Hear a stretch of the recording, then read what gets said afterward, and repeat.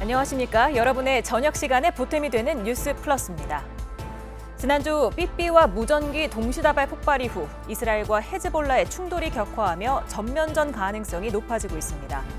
24시간 동안 650차례 공습을 퍼부은 이스라엘은 지상전도 불사하겠다는 입장을 거듭 천명했고 하루 만에 492명이 숨졌다는 헤즈볼라도 공격을 지속할 거라고 밝혔는데요.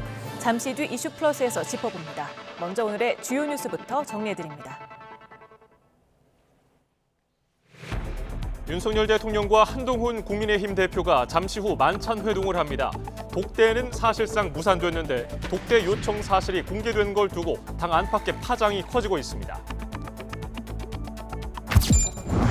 배추 가격이 포기당 2만 원까지 치솟은 가운데 다음 달에도 가격이 내리지 않을 것으로 전망됐습니다.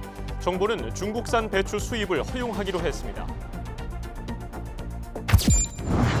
김건희 여사에게 명품 가방 등을 건넨 최재형 목사에 대한 수사심의위원회가 진행되고 있습니다.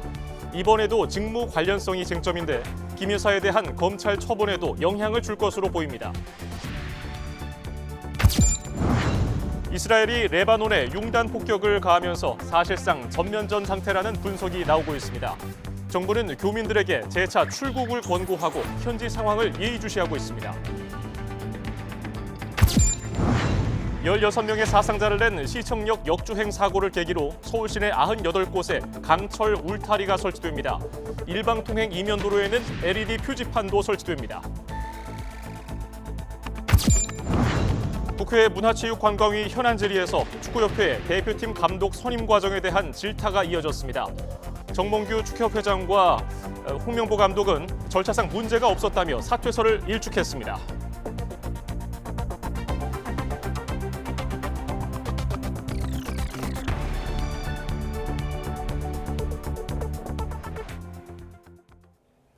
윤석열 대통령은 잠시 뒤 한동훈 대표를 포함한 국민의힘 지도부와 만찬을 합니다. 윤 대통령과 한 대표의 독대는 이루어지지 않을 전망인데 의정 갈등 해법 등 현안과 관련해서 논의가 오갈지 주목됩니다. 취재 기자 연결합니다. 신윤정 기자. 네, 용산 대통령실입니다. 만찬이 곧 시작되겠군요. 네, 그렇습니다. 조금 뒤면 대통령실 경내에서 윤 대통령과 국민의힘 지도부와의 대규모 만찬이 열립니다. 1시간에서 1시간 반 정도 이어질 전망이고 메뉴는 바비큐로 알려졌습니다. 여당에서는 한동훈 대표와 추경호 원내대표를 비롯해 최고위원들과 정책위의장, 사무총장 등 주요 당직자 16명이 참석합니다. 대통령실에서도 정진석 비서실장을 포함한 주요 참모진들이 비슷한 규모로 참석할 전망입니다. 대통령실은 한 대표가 만찬에 앞서 요구한 윤 대통령과의 독대에 대해서는 추후 별도로 협의할 사안이라고 밝혔는데요. 깜짝 회동 가능성이 전혀 없는 건 아니지만 독대나 소인수 회동 가능성은 낮은 상황입니다. 오늘 만찬은 원래 지난달 30일 열릴 예정이었다가 대통령실에서 추석 민심을 챙기는 게 먼저라며 한 차례 연기한 바 있습니다. 당시에도 한 대표가 대통령실과 사전 협의 없이 2026년도 의대 증원 유예안을 제시한 게 만찬 연기의 원인이 됐다는 분석도 나왔습니다. 우여곡절 끝에 두 사람이 마주하는 건 지난 7월 30일 정진석 실장만 배석했던 비공개 회동 이후 50여일 만이며 지도부 만찬은 2달 만입니다. 예, 만찬 참석자만 20명이 넘는 대규모여서 이 밀도 있는 논의는 힘들어 보이는데요. 어떤 이야기가 오갈 것으로 전망됩니까? 네, 대통령실 관계자는 현안들에 대한 논의가 자연스럽게 나올 수 있다면서도 새 지도부를 격려하고 인사를 나누는 자리라고 설명했습니다. 정부가 추진 중인 의료개혁, 의대 증원과 관련한 이야기가 먼저 테이블에 오를 것으로 보입니다. 윤 대통령은 의료개혁 필요성을 강조하며 흔들림 없이 추진하겠다는 뜻을 피력할 것으로 전망됩니다. 다만 의정 갈등을 해결하기 위한 여야 의정 협의체에 의료계의 참여를 유도할 실질적인 방법 등에 대해 당정이 소통하고 이견을 좁힐 수 있을진 미지수입니다. 여권 내부에서는 김건희 여사와 관련해 명품 가방 수수 사건 등과 관련한 사과나 최근 공개 행보 자제 등의 목소리가 잇따라 나오는 만큼 관련 언급이 있을지도 주목됩니다. 오늘 만찬은 윤 대통령과 국민의힘 지지율이 현 정부 최저치까지 동반 하락한 상황에서 독대를 둘러싼 양측 신경전 끝에 열리는데요. 실질적인 결과 도출이나 당내 화합의 목소리로 이어지지 못하고 빈손으로 끝난 채 당정 이견만 표출된다면 역풍이 만만치 않을 전망입니다. 지금까지 용산 대통령실에서 YTN 신윤정입니다. 만찬 독대를 둘러싼 여권 내 갈등 양상은 쉽게 봉합되지 않는 분위기입니다. 특히 친윤계와 친한계 사이 팽팽한 신경전이 펼쳐지고 있는데 한동훈 대표의 리더십이 도마 위에 올랐다는 분석도 나옵니다. 임성재 기자입니다. 만찬회동 당일에도 한동훈 대표의 독대 요청 보도를 둘러싼 여당 내 잡음은 좀처럼 수그러들지 않았습니다. 대통령실의 사실상 거절 의사를 기폭제로 친윤계와 친한계의 신경전이 격화되고 있는 겁니다. 친윤계는 대통령과의 차별화를 위해 각을 세우는 모습을 자꾸 노출하는 건 스스로에게도 부담이 될 거라고 목소리를 높였습니다. 한동훈 대표도 대통령실에서 공개적으로 독대를 받아주지 않는다라고 하니까 결국은 이거 신뢰가 없는 거다. 리더십이 좀 문제가 있나. 또 이런 굉장히 좋지 않은 이미지를 심어주고 있거든요. 여당의 최우선 순위는 정부의 성공인 만큼 차기 대권을 위한 내부 분열을 용인할 순 없다는 취지인데 비윤계에서도 한 대표를 향한 쓴소리가 나왔습니다. 분명한 거는 이런 독대를 요청했다는 것 자체가 언론을 통해서 기사화된다는 것 자체가 정상은 아닙니다. 한 대표는 그러나 여당 대표가 대통령에게 독대를 요청한 게 보도되면 안 되는 사실이냐고 반문했습니다. 일부러 독대 요청 사실을 언론에 흘린 사실이 없을 뿐더러 알려진다 해도 흠집내기로 보긴 어렵다는 반박입니다. 여당 대표가 대통령에게 독대를 요청했다는 사실이 보도되면 안 되는 사실입니까? 흠집내기나 모욕 주기로 느껴지시나요? 저는 그렇게 생각되지 않는데요. 친한계 역시 중요한 건 의정 갈등 해법 모색 등 눈앞에 놓인 현안이지 형식이나 절차는 곁다리에 불과하다며 한 대표를 거들었습니다. 형식이 또는 절차가 국민들께서 원하는 많은 이 여러 현안들을 논의해야 되는 내용을 바꾸고 내용에 앞서갈 문제인지는 저는 좀 다시 생각해 볼 필요가 있다고 생각합니다. 여권 내 독대 논란이 일면서 윤 대통령과 여당 지도부의 만찬이 시작도 전에 김이 샜다는 냉정한 평가가 적지 않습니다. 당정 갈등을 봉합하기 위해 우선은 물밑에서 협상하고 조율해 결국은 보이는 성과로 이어져야 한다는 지적도 나옵니다. YTN 임성재입니다. 네, 방금 들어온 속보 전해드리겠습니다. 오늘 오후 5시 30분쯤 서울 경부고속도로 서초 나들목 인근 서울 방향 도로에서 버스 한 대의 화재로 지금 현장이 수습 중인데요. 인근 도로가 정체를 빚고 있는 상황입니다. 지금 현장 상황 CCTV를 통해서 보고 계십니다. 예. 버스에 타 있던 15명은 모두 대피를 해서 인명 피해는 없었는데요. 현재 화면 보시면은 서울 방면으로 극심한 정체가 빚어지고 있습니다. 10여 분 만에 화재를 진압한 소방은 버스 엔진에서 불이 시작된 것으로 보고 자세한 화재 원인을 조사할 예정인데요. 현재 서초 IC 부근에서 버스 화재로 인해서 극심한 정체가 빚어지고 있다는 소식 전해드렸습니다. 보다 자세한 소식은 이어지는 뉴스에서 전해드리겠습니다. 네, 다음 소식입니다. 김건희 여사에게 명품 가방 등 금품을 제공한 최재형 목사에 대한 검찰 수사심의위원회가 진행되고 있습니다. 최 목사가 건넨 각종 선물에 직무 관련성이 인정될지가 또다시 쟁점으로 떠올랐는데 김 여사에 대한 검찰 처분에도 영향을 줄 것으로 보입니다. 취재기자 연결해서 자세한 소식 들어봅니다. 홍민기 기자. 네, 홍민기입니다. 네, 수심위가 현재 진행 중인 거죠? 네, 그렇습니다. 이곳 대검찰청 15층 회의실에서 열린 검찰 수사심의위원회가 지금 4시간째 진행되고 있는데요. 지난 6일 김건희 여사에 대한 검찰 수심위가 열렸던 곳과 같은 장소입니다. 오늘 낮 1시쯤부터는 무작위로 선정된 외부위원들이 이곳 대검청사에 출석하는 모습도 볼 수 있었습니다. 오늘 수심위에서 심의위원들은 검찰 수사팀과 최 목사 측이 제출한 서론적 분량 의견서를 검토했는데요. 이어 검찰 수사팀 의견을 먼저 들었고 오후 5시쯤부터는 최 목사 측 변호인의 설명도 들은 것으로 전해졌습니다. 다만 최 목사는 오늘 수심위에 직접 참석하지는 않았는데요. 위원들의 법리적인 질문에 대응할 수 있도록 자신의 변호인만 출석하기로 했다고 설명했습니다. 오늘 수심위에 출석한 최 목사 측 변호사의 말 직접 들어보시겠습니다. 직무 관련성이 있다. 그리고 청탁이 맞다라는 취지로 최재형 목사 입장이 아닌 변호인 입장에서 객관적인 사실과 증거들을 바탕해서 네, 최 목사에게 적용된 혐의는 청탁금지법 위반과 주거침입, 위계에 의한 공무집행 방해와 명예훼손까지 모두 4가지인데요. 최 목사 측은 수심위에서 청탁금지법 위반 혐의는 인정하되 주거침입 등 다른 혐의는 검찰의 기소를 적극적으로 방어하겠다는 계획입니다. 또 직무 관련성을 입증할 수 있는 추가 영상 자료도 준비했다고 설명했습니다. 수심위는 이런 내용을 종합적으로 검토해 최재형 목사에 대해 검찰 수사가 더 필요한지 기소 혹은 불기소 처분할지 등 안건을 심의할 예정인데 결론을 이르면 오늘 오후 늦게 나올 것으로 전망됩니다. 예, 이번 수심위에서도 직무 관련성이 쟁점이지요? 네, 그렇습니다. 김 여사 수심위와 마찬가지로 오늘 열린 수심위도 사실상 같은 사건을 다루고 또 쟁점도 비슷한 만큼 사실상 명품 가방 수심이 2라운드로 볼 수 있습니다. 핵심은 김 여사의 혐의와도 맞닿아 있는 청탁금지법 위반 혐의가 인정되느냐입니다. 앞서 열린 수심위에선 최 목사가 제공한 금품이 김 여사와 친분을 쌓거나 만남을 갖기 위한 용도에 불과했고 청탁에 대한 직무 관련성이 인정되지 않는다는 수사팀 주장이 받아들여지면서 김 여사에 대해 불기소가 권고됐습니다. 검찰 수사팀은 오늘 수심위에서도 같은 취지의 주장을 펼친 것으로 보이는데요. 반면 최 목사 측은 김 여사에게 화장품, 향수와 가방 등을 건네며 지인의 국립묘지 안장 등 각종 청탁을 했고 이에 따라 금품에 대한 대통령 직무 관련성이 인정돼야 한다는 입장입니다.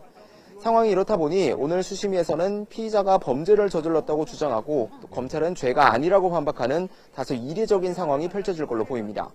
결론이 나오면 검찰은 마지막 검토를 거쳐 조만간 김 여사와 최 목사 등에 대한 최종 처분을 결정할 전망입니다.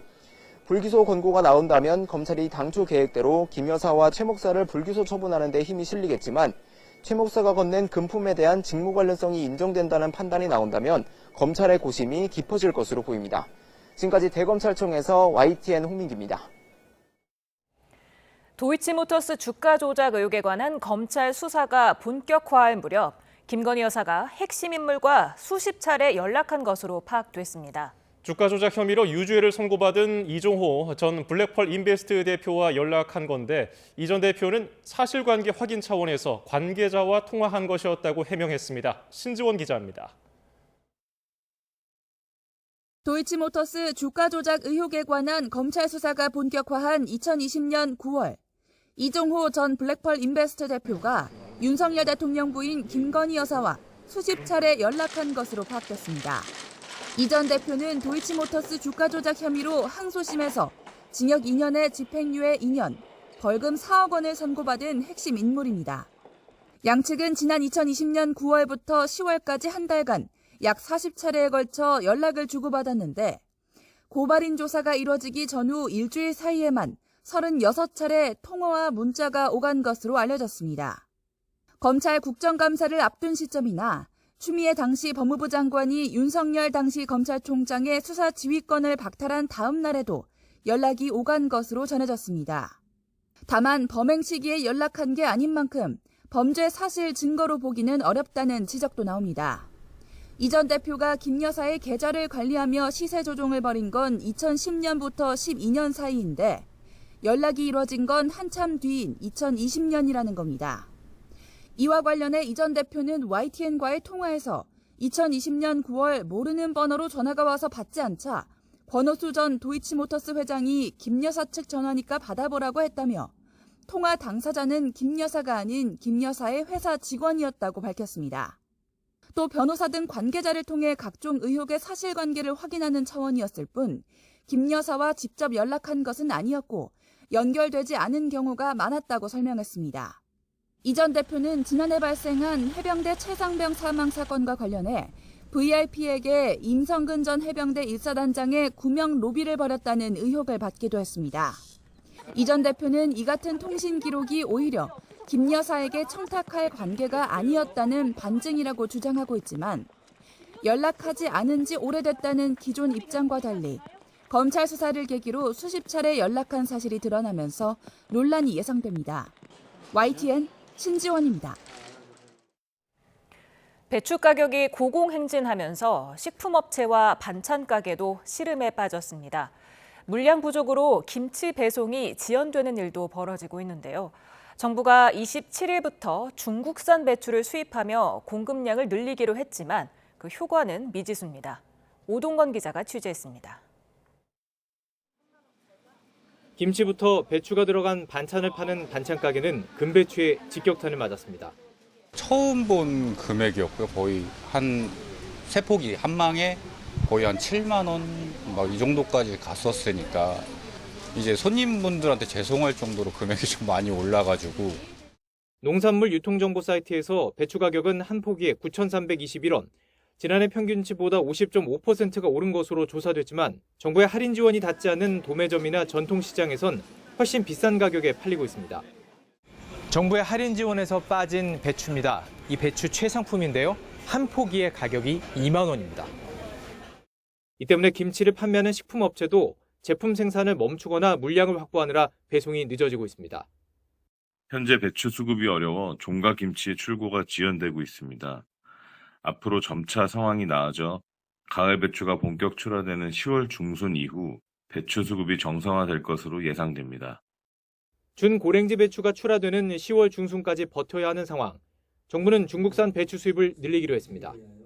27일 날 초도 물량을 하고 다음 주에 조금 들어오고 중국도 저희처럼 조금 그 동북 삼성이라든지 이런 쪽이 고온으로 배추 작황이 그렇게 좋지는 않은 상황입니다. 그쪽 상황들 보면서 공급 물량들을 조금 확대할 계획입니다.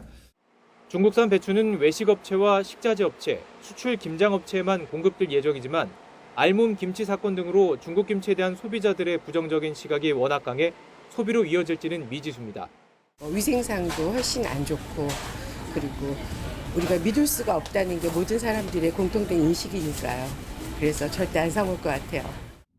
또 가을 배추가 자라는 10월 날씨가 어떻게 변할지도 알 수 없어 김장철 배추 가격 안정을 확신하긴 어려워 보입니다. YTN 오동건입니다. 경영권 분쟁을 벌이고 있는 영풍 측과 고려아연의 장외 여론전이 치열해지고 있습니다. 고려아연이 기자회견을 열고 경영권 인수를 용납할 수 없다고 반발하자 영풍 측도 맞불 공세에 나섰습니다. 최하영 기자가 보도합니다. 고려아연의 핵심 기술진이 취재진 앞에 섰습니다. 한솥밥 식구였던 영풍과 사모펀드 MBK 파트너스의 고려아연 경영권 인수 시도를 막기 위해서입니다. 그들은 우리의 기술, 우리의 미래, 우리나라의 미래는 안중에도 없습니다. 우리는 절대로 이런 약탈적 행위에 용납을 할 수가 없습니다. 이 부회장은 40여 년 동안 고려아연의 성장을 함께 해온 인물로 지금의 고려아연은 현 경영진과 기술자들, 임직원들이 이룬 것이라고 강조했습니다. 이어 영풍의 장형진 고문을 겨냥해 경영에 실패했다고 날을 세우며 누가 고려아연을 경영해야 하는지 따져 물었습니다. 석포전에서 경영 실패로 환경오염과 중대재해를 일으켜 국민들께 빚을 지고 이제 와서 기업 사냥꾼인 투기자본과 손잡고 고려아연을 노리고 있습니까? 또 경영권이 MBK에 넘어가면 핵심 기술도 중국에 넘어갈 것이라며 핵심 기술진은 모두 퇴사하겠다고 경고했습니다. 고려아연이 반격에 나서자 영풍과 MBK도 맞불을 놨습니다. MBK는 선제적으로 입장문을 내고 핵심 기술 유출과 중국 매각은 근거 없는 억측이라고 거듭 밝혔습니다. 중국에 매각하지 않습니다. 이건 그냥 현재로서는 그런 단서가 없고요. 여기에 영풍은 고려아연이 MBK를 중국계 자본이라고 흑색 선전하더니 정작 일본의 전범 기업과 손잡으려는 모순적 태도를 보인다고 주장했습니다. 고려아연과 영풍 MBK가 지분을 두고 치열한 수싸움을 벌이는 가운데 유리한 여론을 형성하기 위한 장외전도 격화하고 있습니다. YTN 최하영입니다. 지난 6월 말 23명의 근로자가 숨진 경기 화성시 아리셀 공장 화재 사고와 관련해 검찰이 박순관 대표 등 책임자들을 재판에 넘겼습니다. 박 대표에게는 중대재해처벌법 위반 혐의가 적용됐습니다. 권준수 기자가 보도합니다. 전지에서 불이 나기 시작한 뒤 걷잡을 수 없이 화염이 퍼져나간 아리셀 공장 화재 사고. 경찰과 고용노동부의 수사 이후 사고 석 달여 만에 검찰이 책임자들을 재판에 넘겼습니다. 박순관 대표는 중대재해처벌법 위반 혐의가 박 대표의 아들 박중원 총괄본부장에게는 산업안전보건법 위반, 업무상 과실치사상 등의 혐의가 적용됐습니다. 또 사고에 책임이 있는 아리셀 상무 등 관계자 6명 등도 불구속 기소됐습니다. 수사 결과 아리셀은 2020년 5월 사업을 시작한 이후 매년 적자가 나자 기술력 없이 노동력만 투입해 무리한 생산을 감행한 것으로 확인됐습니다. 안전보건 예산을 최소화하고 전지에 대한 기본 지식도 없는 사람을 형식적인 안전보건 관리자로 임명한 것으로 조사됐습니다. 또 사고 이틀 전 이미 같은 공장에서 불이 나고 좁은 대피로 등이 반복적으로 지적되는 등 사고 징후와 위험 요인이 있었지만 전지 발열 검사를 생략하고 허가 없이 방화 구획 벽제를 철거하는 등 안전관리를 제대로 하지 않아 피해를 키운 것으로 나타났습니다. 검찰은 불법 파견도 문제로 봤습니다. 사고자 23명 가운데 20명이 파견 근로자였는데 이들은 제대로 된 안전교육조차 없이 위험한 작업 현장에 투입된 것으로 확인됐습니다. 또 정규직 근로자만 다닐 수 있는 잠금 장치를 설치해 피해가 커졌다는 지적도 나왔습니다. 이뿐 아니라 파견 근로자의 손가락 절단 사고가 났는데도 불법 파견 적발을 우려해 은폐한 것으로 조사되기도 했습니다. 최소한의 안전관리 체계도 갖추지 않은 채 생산에만 몰두한 극도의 안전 불감증, 기술력 부족을 감추기 위한 품질 검사 조작 등이 복합적으로 작용한 인재임이 확인되었고, 유족들은 검찰의 기소를 환영하면서도 아직 밝혀야 할 것들이 많다고 호소했습니다. 중대 참사에 있어 사업주의 책임을 엄히 무료함에 지극히 당연한 결과라고 생각이 됩니다. 아리셀의 모 회사인 에스코넷과의 관계도 엄중하고 면밀히 수사를 하여 밝혀주길 검찰에 바랍니다. 이런 가운데 경찰은 아리셀이 시료 전지 바꿔치기 등으로 불량 전지를 군에 납품했다는 방위사업청에 대한 사기 혐의 수사도 이어가는 상황. 검찰은 앞으로 군납비리 의혹까지 철저히 들여다보겠다는 계획입니다. YTN 권준수입니다. 태국 파타야 한인 살해 사건의 마지막 피의자가 국내로 송환됐습니다. 범행 일당 모두가 경찰에 붙잡히건데요. 조만간 사건의 전모가 드러날 것으로 보입니다. 이명준 기자입니다. 어두운 색 옷에 마스크로 얼굴을 가린 남성이 경찰관들에 이끌려 공항 입국장을 빠져나옵니다. 태국에서 일어난 한국인 관광객 살해 사건의 마지막 피의자인 30대 남성 A씨입니다. 지난 5월 초 태국 파타야에서 한국인 관광객을 숨지게 하고 저소지에 시신을 버린 혐의 등을 받고 있습니다. 공범 2명과 함께 범행을 벌인 뒤 도주했다가 지난 12일 베트남에서 붙잡혀 강제 송환된 겁니다. 범행 뒤 태국 인근국가로 도주했던 A씨는 국내 수사팀과 현지 경찰의 공조로 체포됐습니다. 앞서 피의자 2명은 사건 직후인 지난 5월 각각 국내와 캄보디아에서 붙잡혔습니다. 도주한 지 넉 달 만에 A씨까지 체포되면서 태국 파타야 한인 살해 사건이 일단락된 겁니다. A씨는 다른 한국인의 여권을 위조해 도주해온 것으로 드러났습니다. 아무리 피의자가 부인한다 하더라도 저희가 여태까지 수사항을 종합해서 수사한다고 한다면 충분히 입증할 수 있을 거라고 생각하고 있습니다. 유가족은 공범들의 신상을 공개해달라고 요구했습니다.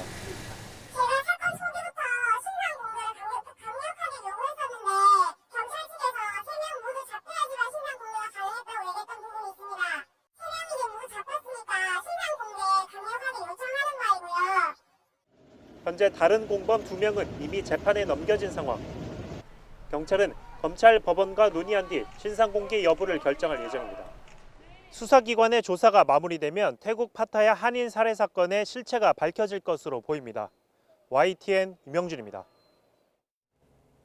레바논 전역에서 대규모 공습을 감행한 이스라엘은 헤즈볼라 군사시설을 포함해 1,600개 목표물을 타격했다고 밝혔습니다. 그러면서 추가 공습을 예고했지만 지상군 투입에는 아직 신중한 태도를 유지하고 있습니다. 수만 명이 피난길에 오른 레바논에서는 아비규환의 상황이 벌어지고 있습니다. 보도에 유투권 기자입니다. 이스라엘군은 새벽부터 밤까지 이어진 공습을 통해 천여 개의 목표물을 타격했다고 밝혔습니다. 구체적인 공습 지점을 밝히진 않았지만 사실상 레바논 전역에서 폭발이 목격됐습니다. 이스라엘은 헤즈볼라가 보유한 중장거리 미사일과 로켓, 드론 등이 주요 공격 대상이었다고 주장했습니다. 특히 가정집에도 무기가 숨겨져 있었다며 공습 당시 2차 폭발이 일어나는 영상과 관련 사진을 공개하기도 했습니다. 이스라엘은 이번 공습으로 지난 2006년 이후 축적된 헤즈볼라 전력의 상당 부분이 파괴됐다고 밝혔습니다. טילים מדויקים ואחרים יוצאים מכשירות. לעניין הזה יש משמעות מכרעת על יכולות חיזבאללה. 그러면서 추가 공습을 예고했지만 당장 지상전을 벌일 계획은 없다고 선을 그었습니다. 단 하루의 공습으로 2,000명이 넘는 사상자가 발생한 레바논에선 엄청난 혼란이 이어지고 있습니다. 이미 남부 국경지대의 주민 8만 명이 집을 버린 가운데 추가로 수만 명이 피난길에 올랐습니다. 레바논 정부는 서둘러 대피소를 설치하고 있습니다. عم يقتلوا المكرسح اللي بيمشي على العربية شو متوقع عندي يعمل؟ متوقع انه والله يجيبوا له بيت. 학교 대부분은 휴교에 들어갔고 남부와 동부 지역 병원엔 부상자 치료에 대비하는 차원에서 급하지 않은 수술을 연기하라는 명령이 내려졌습니다. 지난주 무선 호출기 테러 이후 부상자가 누적되면서 레바논의 주요 병원들은 포화 상태에 이르렀습니다. YTN 유토관입니다. 이스라엘과 레바논 무장정파 헤즈볼라 간의 충돌이 격화되자 현지에 있는 교민들에게 정부가 재차 출국을 권고했습니다. 이어 혹시 모를 전면전 가능성을 대비해 국민 철수 계획도 염두에 두고 있다고 밝혔습니다. 김대겸 기자의 보도입니다. 레바논 무장정파 헤즈볼라를 향한 이스라엘군의 대규모 공습으로 전면전 위기가 고조된 가운데 외교부는 현지에 체류 중인 한국인은 레바논 140여 명, 이스라엘 480여 명이라고 밝혔습니다. 안전에도 이상이 없는 것으로 파악됐습니다. 다행히 아직까지는 우리 교민들의 피해 상황은 전해지고 있지 않고요. 게다가 또 이스라엘이 대규모 공습 전에 우리 교민들뿐만 아니라 레바논 시민들 전체 민간인들에게 굉장히 많은 이와 관련해 김홍균 외교부 1차관은 한 언론사와의 인터뷰에서 현지 상황을 예의주시하며 확정 가능성에 대비하고 있고 유사시 우리 국민의 철수 계획까지 염두에 두고 있다고 밝혔습니다. 외교부도 상황에 따라 공항 폐쇄 가능성도 있는 만큼 가용한 항공편을 이용해 출국할 것을 재차 권고했습니다. 최근 중동 상황을 고려해서 이스라엘 및 레바논에 체류 중인 우리 국민들께서는 가용한 항공편을 이용해서 조속히 출국하여 주실 것을 군 당국도 레바논 현지에 파견 중인 우리 동명부대에는 이번 공습에 따른 직접적 영향은 없다고 밝혔습니다. 다만 혹시 모를 상황을 대비해 부대 방호 태세를 격상한 채 모든 영해 작전은 하지 않는다고 덧붙였습니다. 이스라엘군이 그 유엔군 부대들의 위치를 정확히 알고 있기 때문에 공격할 가능성은 낮다고 보여집니다. 관련 기관들이 현재 상황을 모니터하고 있고 윤석열 대통령도 국무회의 모두 발언에서 중동 상황이 급박하게 전개되고 있다며 우리 기업과 파병부대, 재외국민 안전을 긴급하게 점검할 것을 지시했습니다. 또 우리 경제와 물류에 미치는 영향이 최소화할 수 있도록 필요한 조치를 신속하게 취할 것을 당부했습니다. YTN 김대겸입니다.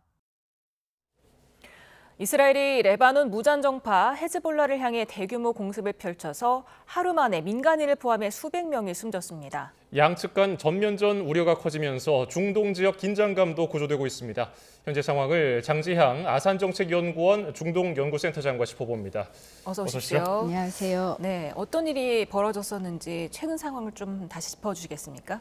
그러니까 한 3일 전, 지난주였죠. 지난주쯤에 이제 많이들 놀라셨을 텐데 헤즈볼라 대원들의 호출기, 그다음에 무전기가 뭐 대량 폭파됐다라고 이제 보도가 나왔고 그 충격이 가시기도 전에 바로 이스라엘에서는 또 이 레바논의 수도인 베이루트를 포격을 가했고요. 예. 그리고 이어서 계속 또 지속적으로 공습을 레바논 지역을 했습니다. 그래서 지금 그러니까 숫자로 보면은 그러니까 삐삐 폭파 사건 이후에 이스라엘이 그러니까 공습을 한 횟수가 650여 차례, 상황이고 레바논 보건부의 집계에 따르면은 레바논 사람들의 사망자가 뭐 500여 명, 그다음 부상자가 1,600여 명에 달한다라고 말을 하고 있는데 이스라엘 측에서는 그건 대부분 헤즈볼라 대원들이다. 아니면 더하기 이제 헤즈볼라에 동조하는 민간인이거나 아니면 헤즈볼라가 인간 방패로 써서 그러니까 헤즈볼라의 로켓과 미사일 발사대가 있는 곳을 이스라엘군은 집중적으로 공습을 하고 있는데 그곳이 민간인, 뭐 어린아이 방이면은 우리는 어쩔 수 없이 공습을 할 수밖에 없다라고 약간 상반된 지금 의견이 나와 있습니다. 예. 헤즈볼라도 이스라엘 북부 지역에 로켓을 발사하면서 반격했다고 하는데 맞습니다. 이스라엘은 어느 정도 피해를 입고 있습니까? 지금으로서는 정확히 피해가 나와 있지는 않고 이스라엘의 요격 체계에서 대부분 요격을 했다라고 얘기를 하는데 제가 지켜봤을 때 한 3주 전쯤에 그러니까 헤즈볼라에서 이스라엘을 향해서 그러니까 대대적인 공습을 하려고 하는 움직임이 포착이 돼서 이스라엘에서 선제 공격을 한 적이 있거든요. 예. 전투기를 100대를 띄워서 그거에 대한 반격으로 당시 헤즈볼라에서 한 300여 기의 미사일과 로켓을 발사를 했어요. 근데 이번에는 헤즈볼라가 발사한 미사일이나 로켓 대수가 그 전보다 굉장히 수가 적거든요. 첫 대응이 100여 기였기 때문에 제가 이걸 보면서 그 호출기와 그 무전기 폭파 사건으로 그러니까 당시 사상자가 한 3천여 명이라고 했는데 확실히 레바논의 헤즈볼라 내 대원들의 피해 상황이 꽤 있는 게 아닐까, 전력이 손실된 것은 아닐까라는 추정을 해볼 수밖에 없습니다. 지금 하마스와의 전쟁이 1년 가까이 한 11개월 정도 진행이 되고 있었는데 그렇죠. 사실 헤즈볼라는 처음부터 이렇게 계속 1년 가까이 공습을 했었는데 그동안 좀 수세적으로 대응을 해오다가 갑자기 최근 들어서 이렇게 헤즈볼라에 대한 공세를 높였단 말이에요, 이스라엘이. 맞습니다. 왜 그런 겁니까? 제가 올해 7월 중순쯤에 이스라엘 출장을 다녀왔는데 예. 그 당시에 현지에서의 그런 여론이 어떤 것이었냐면 그러니까 제가 7월 중순에 갔는데도 이미 6월 말부터 그 하마스와 대립하고 있는 그 남부 전선 가자 지구의 병력을 빼서 헤즈볼라가 있는 북부 전선으로 옮기기 시작했다라고 얘기를 하고 있거든요. 지금 가자 같은 경우는 더 이상 이렇게 막 치열한 교전이 일어나지는 않는 상태이고 가자에서의 가장 큰 문제는 빨리 그러니까 인질 협상을 하거나 해서 인질을 조속히 돌아오게 하는 것인 거에 반해서 헤즈볼라와 맞서고 있는 북부 전선에서는 계속 헤즈볼라가 공습을 하고 있었거든요. 그러니까 이스라엘 측 집계에 따르면은 작년 10월 7일 하마스의 기습 공격으로 시작된 이스라엘 하마스 전쟁 이후에 헤즈볼라가 이스라엘을 향해서 쏜 미사일 및 로켓가 6,000여 발이다. 그런데 이제 곧 있으면 1주기가 되고 이스라엘 하마스 전쟁이 1주기가 되는데 우리가 두 개의 전선에서 뭐 명확한 승리가 지금 승리를 얻고 있지 못하니 뭐 어쨌든 결단을 내려야 된다라는 게 뭐 정치권뿐만 아니라 시민사회 내에서도 뭔가 있는 것 같습니다. 예를 들어서 지금 헤즈볼라와 대치하고 있는 전선에서는 거기에 있는 거주민들 6만여 명이 지금 소개를 한 상태이거든요. 1년째 자신들의 집에 돌아가지 못하고 있기 때문에 그거에 대한 뭐 국내 정치적인 압박도 지금 정치권, 즉 네타냐후 총리와 무슨 그런 그러니까 내각에서 받고 있는 것도 확실히 있을 테고요. 시민들의 여론도 인질을 귀환하는 거는 물론 맞지만 동시에 헤즈볼라와의 전선에서도 더 이상 이렇게 계속 6,000여 발이 넘는 뭐 로켓과 미사일을 우리가 그냥 막고 있을 수만은 없다라는 의견이 있는 것 같습니다. 그러면 지금 이스라엘의 공세에 균형추가 좀 넘어갔다고 볼 수 있습니까? 저는 그런 것 같습니다. 그리고 이제 타이밍을 보자면 아까 말씀드린 것처럼 이 뭐 무전기, 호출기, 폭파 사건이 있은 다음에 계속 지금 뭐 정신없이 몰아붙이고 있거든요. 그렇기 때문에 이 상태로 간다면 그 네타냐후 총리가 얘기하는 무너졌던 힘의 균형, 즉 이스라엘을 건드리면 뭐 몇 배로 보복해 주겠다라고 하는 소위 이전까지 있었던 그 힘의 균형을 되찾는다라고 했는데 그 목표점에 지금 다가가려고 이렇게 계속 교전을 하고 있는 것 같습니다. 그러면은 지상군을 투입하는 전면전 가능성은 어떻게 보고 계십니까? 정말 지상전까지 진행이 되면 이거는 진짜 주변 나라들까지도 이렇게 연루가 될 수 있는 거라 굉장히 큰 문제이기는 한데 저는 글쎄요 꽤 가능성이 있다고 보고 적어도 한 50%는 되지 않을까. 그러니까 이스라엘 측에서 원하는 것은 무엇이냐면요. 그러니까 헤즈볼라가 지금 장악하고 있는 이스라엘의 북부 그리고 레바논의 남부 지역에 있는 곳에서 헤즈볼라 보고 철수를 해라라고 하는 건데 헤즈볼라가 철군을 하지 않을 경우 이스라엘이 지상군을 투입할 가능성도 있는 것이죠. 예. 지금 이렇게 이스라엘과 헤즈볼라가 무력 충돌을 하고 있는데 거의 전쟁 수준이죠. 근데 처음이 아니란 말이에요. 그렇습니다. 수십 년 동안, 40년 동안 이런 공세를 펼쳐왔는데 어떤 이유가 있습니까?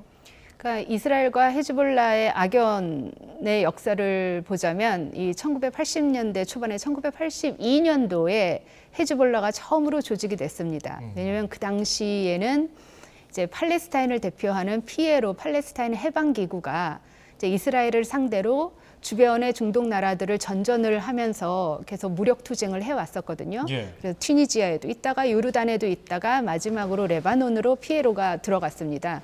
그랬더니 이스라엘이 피에로를 응징을 하겠다면서 레바논을 침공을 하죠. 그래서 시작된 것이 레바논 내전인데 그게 1980년대 초반인데 그때 헤즈볼라가 탄생을 했습니다. 이란의 전폭적인 지지를 받으면서요.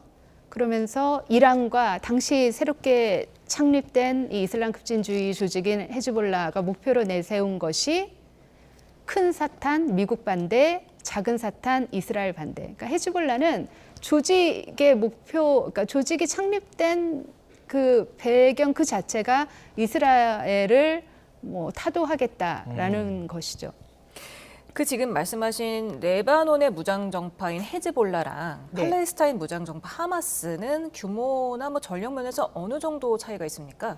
헤즈볼라가 압도적으로 우세하죠. 그러니까 굳이 숫자로 치환을 하자면 하마스의 전력보다 헤즈볼라의 전력이 한 5배에서 7배 정도 더 강력하다라고 얘기를 하고요.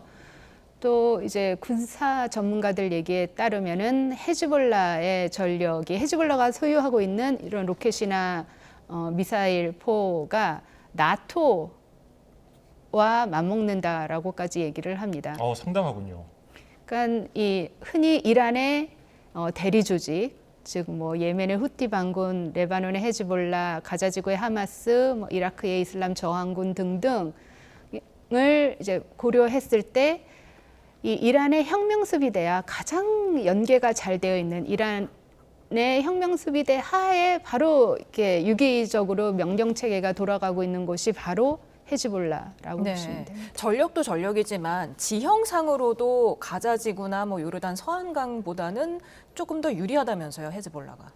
그렇겠죠. 아무래도 사실 가자지구나 서한지구 같은 경우는 이스라엘에서 그러니까 봉쇄를 할 수도 있고 게이트를 컨트롤할 수도 있지만 레바논은 어쨌든 다른 나라이거든요.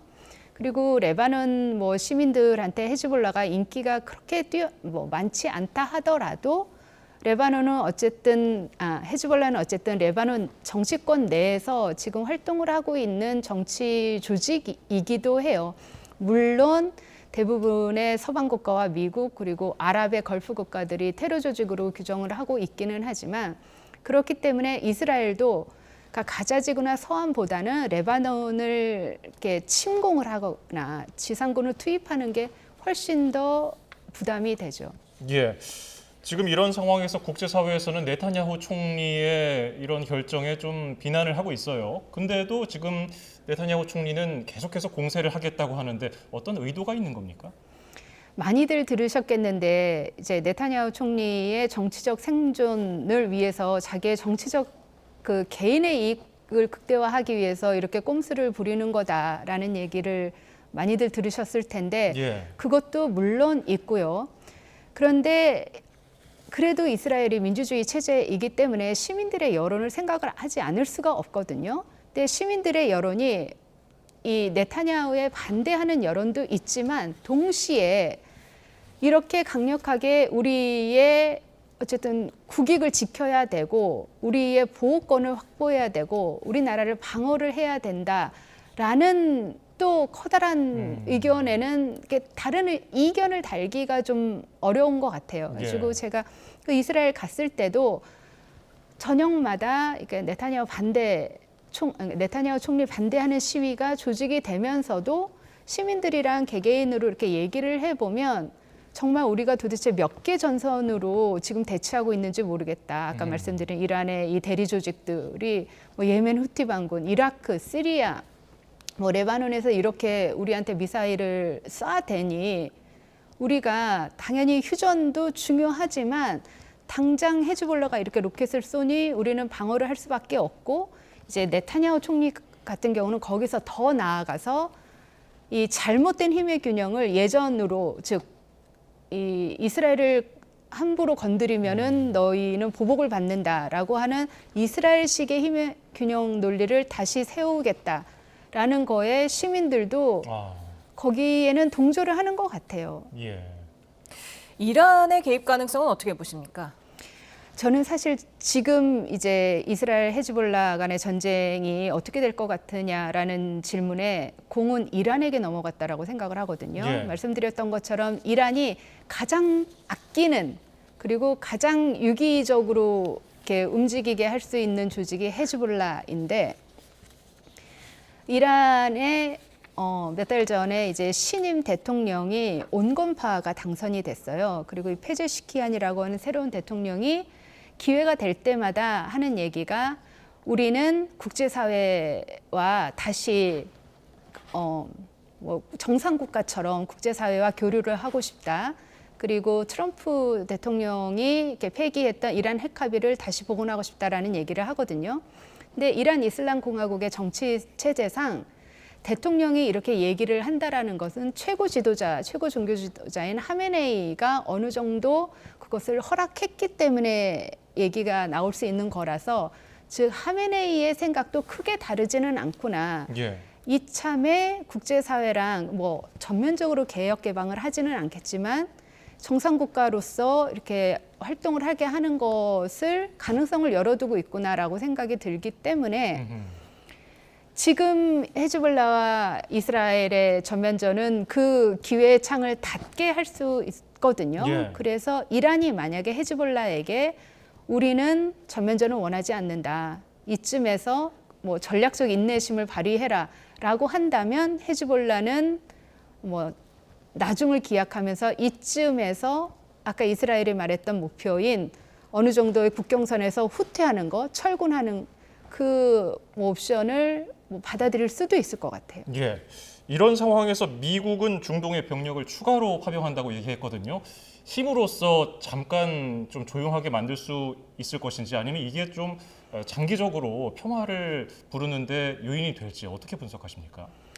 제가 생각하기에는 미국이 어쨌든 소규모지만 병력을 추가 파병한 거는 어쨌든 확전, 제5차 중동 전쟁은 절대 안 된다라는 메시지를 명확히 주고 싶은 것이었을 테고 특히 이제 이란을 향해서 그런데도 이제 미국 측 현재 이 민주당 정부는 굉장히 지금 난감할 것 같아요. 이게 미 대선에 절대로 좋은 사인은 아니거든요. 민주당 후보를 위해서 분명히 이제 점차 확전이 만약에 확전이 되거나 아닌 전면전 양상으로 치닫는다면 트럼프 후보 같은 경우는 트럼프 전 대통령은 민주당이 다 망쳐놓은 중동 정책을 내가 다시 고치겠다라고 얘기를 할 것이기 때문에 지금 민주당 정부 측에서는 이 타이밍이 굉장히 안 좋다라는 얘기가 나오고 있어서 미국이 이 네타냐후 총리에게 압박을 가하고 또 이란이 헤즈볼라에 압박을 가한다면 이 전면전으로 크게 확대되는 악화되는 상황은 좀 막을 수 있지 않을까라는 생각도 듭니다. 그렇게 되길 바라겠지만 혹시라도 우리 국민 안전에 좀 위험이 닥치지 않을까 걱정이 돼서 드리는 말씀인데 지금 레바논 체류 한국인이 140여 명, 이스라엘은 480여 명이 있고요. 또 레바논에 동명부대가 지금 300명이 가 있잖아요. 어떨까요? 글쎄 이런 상황에서는 어쨌든 최대한 보수적으로 입장을 갖고 가는 게 좋지 않을까라는 생각이 듭니다. 사실 제가 아까 7월 중순쯤에 이스라엘 다녀왔다라고 하는데 그때만 하더라도 이렇게 그러니까 출국을 금지하진 않았는데 지금은 출국을 못하게 되어 있거든요. 그래서 지금 거기 계시는 분들도 제가 알기로는 이제 거기 나오기를 권고한다라고 외교부에서 그러니까 메시지를 보낸 걸로 아는데 이런 상황에서는 좀 보수적으로 가는 게 좋지 않을까라는 생각이 듭니다. 알겠습니다. 중동 지역 상황과 관련해서 장지향 아산정책연구원 중동연구센터장의 도움 말씀 들어봤습니다. 고맙습니다. 감사합니다. 감사합니다.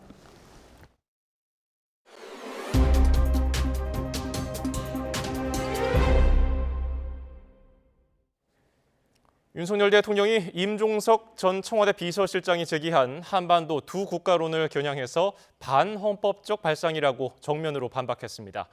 야당이 체코 원전과 관련해 덤핑 수주라고 주장하는 데 대해서도 근거 없는 낭설이라며 참으로 개탄스럽다고 지적했습니다. 강희경 기자입니다. 윤석열 대통령이 야권 일각에서 제기되고 있는 한반도 두 국가론을 정면으로 비판했습니다. 국무회의를 주재한 윤 대통령은 통일이 인생 목표인 것처럼 이야기하던 사람들이 북한이 두 국가론을 주장하자 입장을 급선회했다며 이해할 수 없다고 지적했습니다. 객관적 현실을 받아들이고 두 개의 국가를 수용하자는 임종석 전 문재인 대통령 비서실장의 주장을 직접 겨냥해 반박한 겁니다. 자신들의 통일 주장에 동의하지 않으면 반통일, 반민족 세력이라고 규탄하더니 하루아침에 입장을 180도 바꾼 것을 누가 납득할 수 있겠습니까? 이어 통일을 버리고 평화를 선택하자는 주장은 대한민국 헌법이 명령한 평화통일 추진 의무를 저버리는 반헌법적 발상이라고 강도 높게 비판했습니다. 또 북한이 적대적 두 국가론을 주장하는 상황에서 평화적 두 국가론이 가능하겠느냐며 통일을 포기하면 한반도의 안보 위험은 오히려 커질 거라고 강조했습니다. 윤 대통령은 야권이 제기한 체코 원전 덤핑 수주 의혹에 대해서도 근거 없는 낭설이 참으로 개탄스럽다고 목소리를 높였습니다. 어느 기업이 손해나는 사업을 하겠습니까? 사활을 걸고 뛰는 기업들과 협력업체들, 이를 지원하는 정부를 돕지는 못할 망정 이렇게 회방하고 가로막아서야 되겠습니까? 이어 국익 앞에 여야가 따로 있을 수 없다며 국민과 나라의 미래를 위한 올바른 길이 무엇인지 진지하게 성찰해야 한다고 지적했습니다. 이와 함께 윤 대통령은 의료개혁 없이는 지역균형 필수의료 체계를 재건할 수 없다며 의사 증원과 함께 의료개혁을 흔들림 없이 추진해 나가겠다고도 거듭 강조했습니다. YTN 강희경입니다. 축구대표팀 홍명보 감독이 사령탑 선임 과정에서 불공정이나 특혜가 있었다고 생각하지 않는다고 강조했습니다. 국회에 증인으로 출석한 홍명보 감독은 국민의 공분을 일으켜 대단히 죄송하다면서도 사퇴할 뜻은 없다고 선을 그었습니다. 직접 들어보시죠. 의원님, 지금 저희는 월드컵 예선을 코앞에 놓고 있습니다. 그러니까 예선을 코앞에 두고 그 문제가 아니라요. 제가 물어보는 것은 불공정한 절차에 의해서 감독이 선임이 된 것이 확인되었을 때 어떻게 하실 거냐고요. 저는 제가 이 일을 한번 해본 경험으로서 예 아니오로만 답하세요. 불공정하지 않다고 생각을 하고 있습니다. 그래서 저는 그러면 불공정한 절차에 의해서 임명이 됐으면은 남은 기간 동안 팀을 강하게 만들어서 월드컵에서 좋은 결과 내는 게 저의 임무라고 팀을 강하게 생각했습니다. 만들 수 있는 그 감독은 정몽규 대한축구협회장이 홍명보 감독 선임 과정과 관련해서 어떤 음모를 꾸미거나 실상을 감추려 한 건 아니라고 강조했습니다. 국회 문화체육관광위원회 현안 질의에 증인으로 출석한 정 회장은 서면으로 제출한 모두 발언을 통해서 협상 과정에서 조건이 맞지 않거나 제외된 분들의 프라이버시도 충분히 보호돼야 한다고 설명했습니다. 정몽규 회장은 또 사선 도전 여부에 대해서 심사숙고하겠다는 입장을 전했습니다. 정 회장은 최근 행보가 사선을 위한 포석이 아니냐는 의원 질의에 거취 문제에 대해서는 신중하게 대한민국 축구 발전을 위해 모든 가능성을 열고 심사숙고해서 결정하도록 하겠다고 답했습니다. 필리핀 가사관리사 2명이 업무를 무단으로 이탈해 잠적한 것과 관련해 서울시가 사업 운영 사항을 긴급 점검했습니다. 월급이 너무 작은 거 아니냐는 지적이 있었는데 그런 문제는 아니라고 합니다. 김연아 기자의 보도입니다. 필리핀 가사관리사 시범 사업 시작 한 달도 안 돼 불법 체류자 우려가 현실화된 것과 관련해 서울시가 긴급 점검에 나섰습니다. 월급에 불만이 있어서 불법 체류를 감행한 건지부터 확인했는데 가사관리사들은 숙소와 쌀, 생필품 등이 제공돼 월급엔 큰 불만이 없다고 밝혔습니다. We're actually paying just enough or actually lesser than, especially we're living here in Gangnam, the rent fee including kitchen, the usage of kitchen and the laundry, they are freely given to us, and we have rice. 하지만 시간제 돌봄이 많다 보니 가정 간 이동 시간이 부담되고 통금으로 자유 시간이 적어 답답하다고 호소했습니다. I want to socialize outside, and I think everyone should have, especially for us because we're adults, I think we should have this freedom to decide how we're going to spend our time. 이에 대해 서울시는 이동 시간을 줄이고 중간 쉼터를 마련하는 등 근로 환경을 개선하고 노동부는 취업 활동 기간을 7개월에서 최장 3년으로 연장하겠다고 밝혔습니다. 그러나 시범 사업이라는 불안한 고용 상황과 제조업 등 임금이 더 높은 일자리에 대한 유혹으로 불법 체류 문제는 계속될 여지가 있습니다. 시범 사업 6개월이고 들어와서 월급을 더 준다. 이동도 하고 싶고 이런 거는 당연한 겁니다. 저쪽에서 월급을 더 준다 그러는데 가는 게 당연하겠죠. 다만 여러 불안 요인에도 현재까지 돌봄 이용 가정의 만족도가 거의 만점에 가까운 거로 전해지고 가사관리사 사업이 성공하면 역시 서울시가 추진하는 외국인 간병 인력 수입도 탄력을 받을 수 있습니다.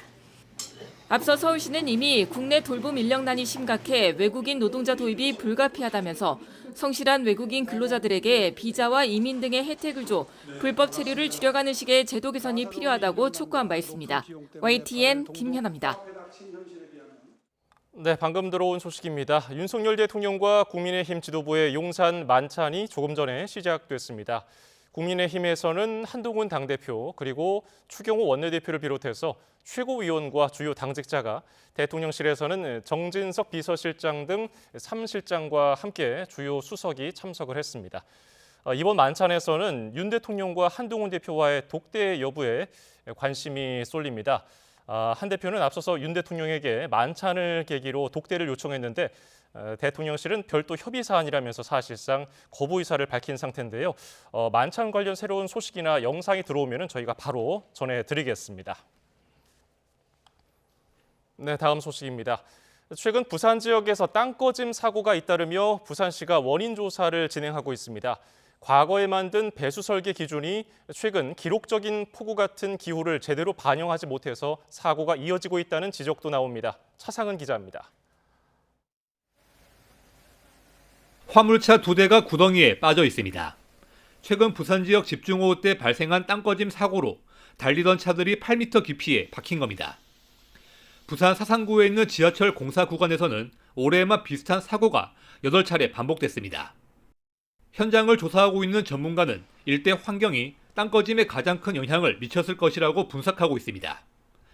사고가 난 지역은 과거 쓰레기 매립지였는데 일반적인 토양보다 지반이 약한 상태여서 땅꺼짐이 쉽게 발생할 수 있다는 겁니다.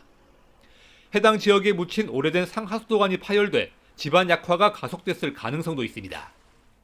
쓰레기를 걷어내지 않고 매립을 한 상태에서 우리가 도심을 이용하는 그런 시설물로 이용을 하다 보니까 구조적으로 흙의 지방공학적 구조적으로 굉장히 불안정한 구조를 가지고 있는, 과거에 만들어진 공사 설계 기준이 달라진 기후를 반영하지 못하는 점은 해결 과제로 꼽힙니다. 빗물을 배수하기 위해 공사 지역에 설치하는 유도 배수로는 시간당 20mm의 비까지 감당할 수 있게 설계돼 있습니다.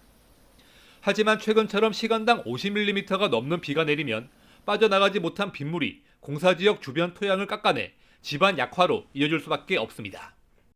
50년 강우 강도에 준해서 설계가 되었지만은 그 현장에서 유도 배수할 수 있는 시스템이나 또 하수 관로가 받을 수 있는 그 능력을 이미 벗어난 상태입니다. 잇따르는 땅꺼짐 사고로 시민들의 불안감이 높은 가운데 다양한 가능성을 체계적으로 분석해 반영한 대책이 필요합니다. YTN 차상훈입니다. 오늘 따스한 가을볕이 기온을 끌어올렸습니다. 예년 기온을 웃돌면서 활동량이 많은 분들은 다소 덥게도 느껴졌을 텐데요. 밤 사이에는 기온이 빠르게 내려갑니다. 자정에는 서울 기온이 20도, 내일 아침에는 18도까지 내려가는 등 선선함이 감돌겠습니다. 기온이 널뛰기를 하듯이 낮에는 다시 기온이 크게 오릅니다. 내일 서울 낮 기온이 27도까지 오르는 등 수도권은 오늘과 비슷한 수준을 보이겠고 대전 28도, 광주 30도, 대구 28도까지 오르는 등 다른 지역은 오늘보다도 더 더워지겠습니다. 하늘은 점차 흐려지겠습니다. 특히 전남 남해안과 영남 해안, 제주도에는 오후부터 밤 사이 5에서 20mm의 비가 가끔 내리겠고 그 밖에 남부 내륙과 경기 북부, 영서 북부에도 빗방울이 조금 떨어지겠습니다.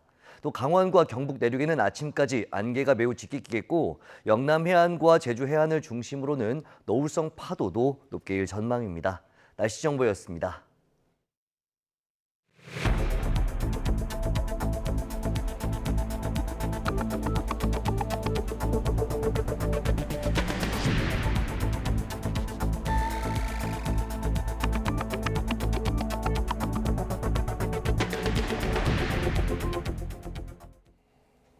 네, 앞서 속보로도 전해드렸는데요. 오늘 오후 5시 반쯤 서울 경부고속도로 서초나들목 근처를 달리던 버스에서 불이 났습니다. 승객은 모두 대피해서 인명피해는 없었지만 퇴근 시간 차량 정체가 빚어지고 있습니다. 취재기자 연결합니다. 이현정 기자. 네, 이현정입니다. 네, 지금도 정체가 이어지고 있습니까? 네, 서울 경부고속도로 서초나들목 근처 모습 보시겠습니다. 지금은 불이 났던 버스를 갓길로 치운 상태인데요. 하지만 현장 수습이 이어지면서 도로 통행 상황은 여전히 좋지 않습니다.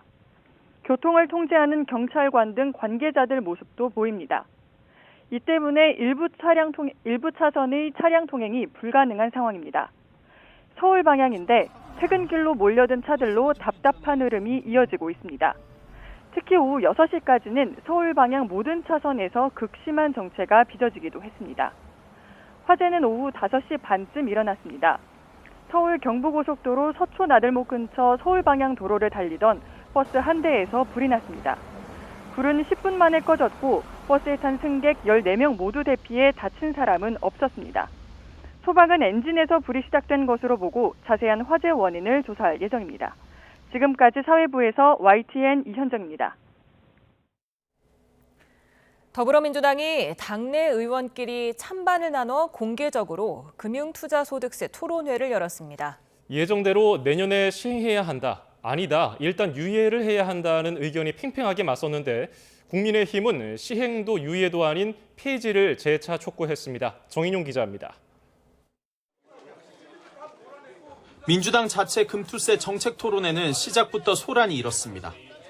금투세에 반대하는 주식 투자자들이 몰려와 항의가 빗발친 겁니다. 민주당 지지 좀 초대하지 말게 좀 해주십시오. 당 이름 바꿔!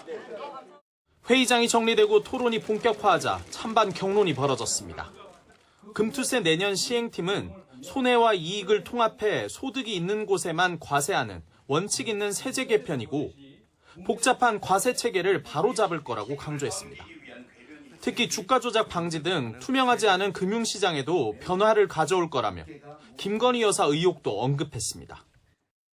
제일 금투세가 불편한 사람은 김건희와 그 주가 조작 세력들일 겁니다.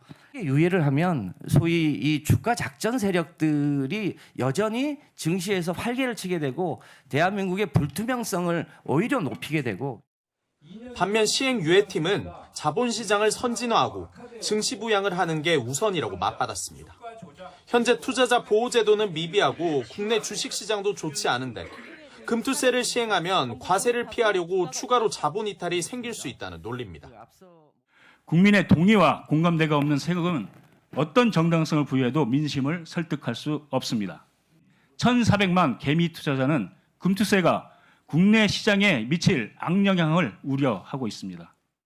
민주당은 추가로 당내 의견을 수렴한 뒤 최종 입장을 정할 예정인데 국민의힘은 개인투자자연합회와 간담회를 열고 민주당을 향해 당장 폐지를 당론으로 정하라고 목소리를 높였습니다. 지금 상황에서 금투세를 도입한다는 것, 그리고 도입을 해놓고 유예한다는 메시지를 보낸다는 것은 일종의 자폭 행위에 가깝다고 생각합니다. 민주당 지도부 다수의 유예 입장에 따라 금투세 시행을 늦추자는 의견이 당론으로 정해질 거란 관측도 나옵니다. 다만 일각에선 과거 여야가 함께 금투세 시행에 합의해놓고 정치적 유불리에 따라 말을 바꾸려 한다는 비판도 적지 않습니다. YTN 정인용입니다. 다음 달 재보궐선거를 앞두고 더불어민주당과 조국혁신당이 상한물, 또 호남의 국민의힘 같은 수위 높은 비방을 연일 서로 쏟아내고 있습니다. 민주당은 이재명 대표 사법 리스크를 놓고 이낙연 전 총리가 몸담은 새미래 민주당과도 설전을 주고받는 등 야권 내부 감정 싸움이 치열합니다. 이준혁 기자입니다. 앞서 조국혁신당을 상한물이라 직격했던 민주당 김민석 최고위원이 있는 그대로 말한 것이라며 거듭 비판 발언을 이어갔습니다.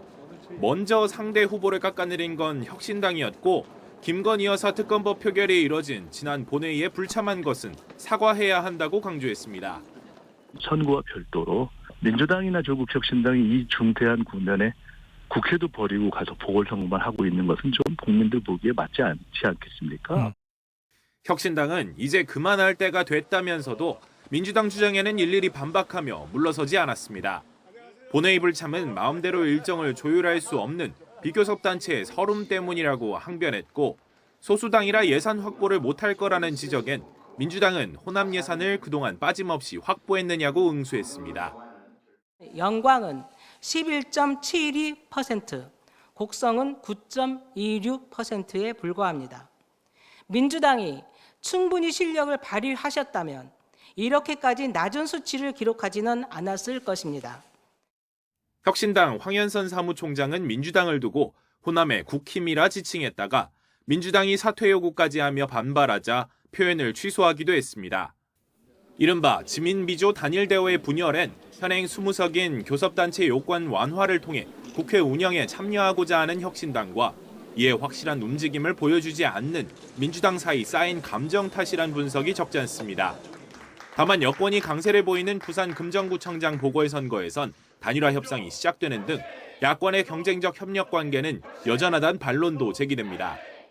이런 가운데 민주당 김민석 최고위원은 새미래 민주당을 향해 이낙연 전 총리의 잔당, 역겹다고 비난하고 새민주는 김 최고위원이야말로 혹세무민하는 홍위병이라고 맞서기도 했습니다. 일각에선 민주당이 이례적인 대야 공세를 통해 이재명 대표의 각종 재판 선고를 앞두고 야권 내부 단속에 나선 거란 분석이 나옵니다. 하지만 거야의 집안 싸움이 대여투쟁 전선의 균열로 이어질 수 있다는 우려도 만만치 않습니다. YTN 이준엽입니다. 2학기가 시작됐지만 여전히 의대생들은 학교로 돌아오지 않고 있습니다. 유급을 방지하기 위해 대학들은 2학기 등록금 마감 시한을 못 박지 않는 등 여러 방법을 찾고 있지만 백약이 무효한 상황입니다. 염혜원 기자입니다. 개학한 지 한 달이 넘게 지났지만 전국 40개 의대는 여전히 텅 비어 있습니다. 전체 19,300여 명 가운데 학교에 나온 학생은 548명뿐입니다. 절반이 넘는 22개 학교는 출석한 학생이 10명도 채 되지 않습니다. 아예 한 명도 나오지 않는 학교도 7곳이나 됩니다. 의대생들이 계속 학교에 나오지 않으면 당연히 유급 처리됩니다. 만약 휴학 의사를 밝힌 학생이 2학기 등록금도 내지 않으면 유급을 넘어 제적될 수도 있습니다. 이 때문에 교육부는 2학기 등록을 학기 말까지 미룰 수 있도록 하는 등 탄력적 학사 운영 방안을 마련해 의대생들의 복귀를 독려했습니다. 실제 전체 의대 가운데 24곳은 등록금 납부 기한을 정하지 못했고 6개 대학은 학년 말까지로 연장했습니다. 납부 기한을 정한 곳은 10곳뿐입니다. 학사에 대한 부분뿐만 아니라 사실은 학생들이 돌아오시기만 한다면 등록금에 대한 부분이나 장학금에 대한 부분이나 학자금에 대한 부분이나 이런 것들까지도 다 포괄적으로 걱정하지 않으시고 돌아오실 수 있도록 나름대로 정말 최선을 다해서 지금 이렇게 마련을 했습니다. 그런데도 현재 전국의대 2학기 평균 등록률은 3.4%에 그치고 있는 상황. 정부가 의대 특혜라는 비판까지 감수하며 학사와 성적, 등록까지 모든 걸 뒤로 밀었지만 의대생들이 돌아올 기미는 여전히 없어 보입니다. YTN 염혜원입니다. 윤석열 대통령은 의사 증원과 함께 의료개혁을 흔들림 없이 추진해 국민이 언제 어디서든 걱정하지 않고 질 높은 의료 서비스를 받을 수 있도록 모든 힘을 쏟겠다고 밝혔습니다. 윤 대통령은 오늘 용산 대통령실에서 국무회의를 열고 의료개혁 없이는 국민의 생명과 건강을 지키는 지역균형 필수 의료체계를 재건할 수 없다며 이같이 말했습니다. 추석 명절 비상응급대응 주간 마감을 하루 앞두고 정부가 응급의료체계 유지를 위한 지원을 연장하기로 했습니다. 보건복지부는 개별 응급실 1:1 전담관 운영과 인력 채용 재정 지원, 건강보험 수가 지원 등을 검토해 사안마다 연장 기간을 정할 계획이라고 밝혔습니다. 이와 함께 응급실마다 지정한 전담관도 국군의 날과 개천절, 한글날 등 징검다리 연휴가 있는 만큼 당분간 유지할 계획입니다.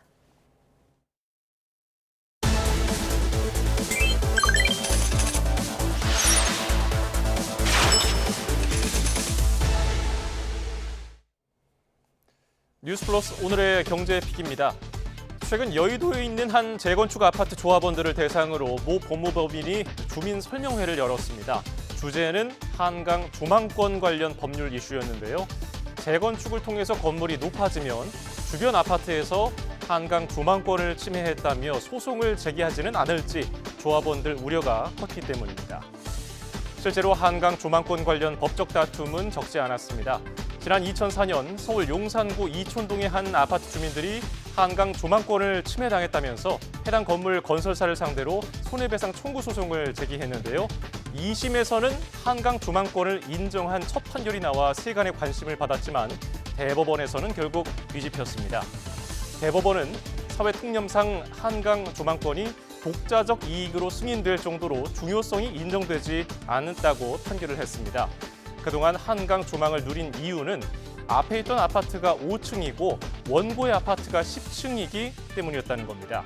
그리고 또한 5층 아파트가 재건축이 된다면 고층 아파트가 들어설 것은 예상할 수 있었다고 판시를 했습니다.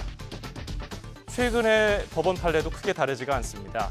서울 마포구에 있는 한 아파트 주민이 한강을 가린다면서 상업시설 건축 시행사를 상대로 소송을 냈지만 패소했습니다. 법원은 한강이 보이는 건 단지 아파트와 한강 사이에 고층 건물이 없었기 때문에 생긴 우연이지 당연한 결과가 아니라고 판시했습니다. 이처럼 법원은 한강 뷰를 절대적인 가치로 인정하기 어렵다는 판결을 내리고 있지만 부동산 시장에서는 조망권 프리미엄 변수가 갈수록 커지는 모습입니다. 특히 한강 뷰를 확보했느냐 아니냐에 따라서 같은 아파트 단지에서도 가격차가 서울의 웬만한 아파트 한 채 값만큼 벌어지고 있습니다. 김기봉 기자입니다. 올해 초 40억 원 선에서 거래된 서울 반포동의 레미안 원베일리 전용 84제곱미터. 빠른 속도로 값이 올라 6월엔 45억 원을 넘었는데 지난달엔 무려 60억 원의 거래가 이루어졌습니다. 같은 아파트, 같은 면적의 다른 가구보다 적게는 10억, 많게는 15억 원의 차이가 나는 건 바로 한강 조망권 때문입니다. 한강뷰래서 그래요, 사장님. 전면 한강뷰예요. 그 정도로 이제 형성이 된 거죠. 이른바 조망권 프리미엄은 예부터 있었지만 갈수록 커지는 모습입니다. 특히 전면뷰 확보가 어려운 한강 조망권은 더 심한데 아파트를 선택할 때 필수 조건으로 내거는 매수자들이 많아지고 있습니다. 그러니까 한강뷰를 보고 들어오시는 분이 있고요. 그렇지 않고 그냥 일반적인 걸 찾으시는 분이 이렇게 딱 두 부류로 나눠지는 것 같아요.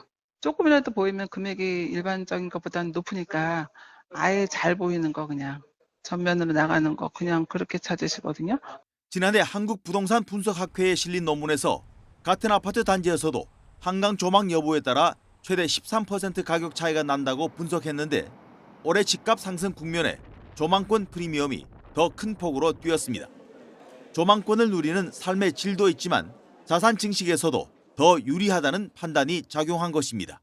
조망권은 아파트에 사는 동안에 삶의 질을 올리는 가치도 있지만 집값이 오르는 속도와 폭도 조망권이 없는 아파트보다 훨씬 크다는 게 경험적으로 입증돼 있기 때문에 더욱 선호하는 것 같습니다.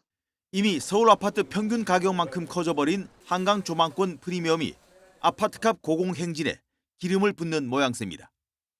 YTN 김기봉입니다. 서울주택도시공사는 판교 신도시 개발 사업에 자사의 골드타운 방식을 적용해 봤더니 공공이익이 2배 이상 많을 것으로 나타났다고 밝혔습니다.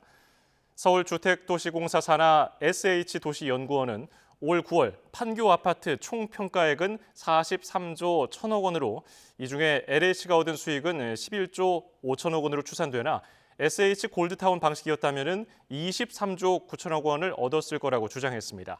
골드타운은 신도시 개발 뒤 절반은 건물만 분양하고 절반은 장기 전세 주택으로 공급하는 것으로 토지는 공공이 보유한다는 점에서 기존 개발과 차이가 있습니다. 미국이 기준금리를 0.5%포인트나 내렸지만 우리 주식시장은 여전히 지지부진합니다. 이런 저평가 문제를 해소하기 위해서 코리아 밸류업 지수가 발표됐는데 그 효과는 좀 더 지켜봐야 할 것 같습니다. 이형원 기자입니다. 미국발 B컷 훈풍은 우리 증시를 비껴갔습니다. 기준금리를 0.5%포인트나 내렸지만 코스피 상승률은 0.7%에 그쳤습니다. 미국이 2% 안팎, 일본은 무려 3.7%에 달한 것과 비교하면 초라한 성적표입니다. 삼성전자와 SK하이닉스 같은 대형 반도체주가 부진을 이어가면서 전체 지수가 힘을 내지 못하고 있는 겁니다. 상반기에는 계속 잘 나왔던 게 반도체 가격 상승, 물량 확대 이런 거였는데 그게 이제 하반기에는 반대로 작용을 한다. 한국 주식 순환 시대라고 주식이 안 되는 이유에 대해서 반도체 그리고 한국은행도 금리 못 내리는 거 뭐 그런 거죠. 이렇게 우리 증시가 저평가되는 문제를 해소하기 위한 코리아 밸류업 지수가 공개됐습니다. 삼성전자와 SK하이닉스 등 100개 종목이 선정됐습니다. 시가총액 상위 400위 이내로 최근 2년 연속 적자를 내지 않으면서 배당도 하는 등 5가지 조건을 충족한 기업만 포함됐습니다. 코스피 200이나 코스닥 150과 차별화를 강조했지만 겹치는 종목이 많았습니다. 오는 30일부터 실시간 지수가 투자자들에게 공개되고 11월에는 선물과 ETF 상장도 이뤄질 예정입니다. 선물도 나오고 ETF도 나오고 하면 기관 투자자 및 연기금 투자자뿐만 아니고 해외 투자자들도 많이 이 지수 ETF나 이런 쪽으로. 하지만 업계에서는 밸류업 지수 효과가 당장 크게 나타나긴 어렵다는 전망이 지배적입니다. 밸류업 기대감이 주가에 이미 많이 반영된 데다 연기금 같은 큰 손이 얼마나 움직일지가 변수라는 겁니다. 근데 이미 선반영된 것도 맞고 경기가 안 좋아지는 것 때문에 뭐 밸류업이 좀 어려워지는 부분도 맞고 국내 연기금들이 투자 성과가 좋아야 되는데 뭐 당장은 모든 게 코스피 200 같은 기준이다 보니까 쉽사리 넘어가지는 좀 어려울 것 같아요. 결국 우리 증시가 반등하려면 밸류업 지수 자체가 아닌 여기에 편입된 기업들이 얼마나 성과를 낼지가 중요해 보입니다.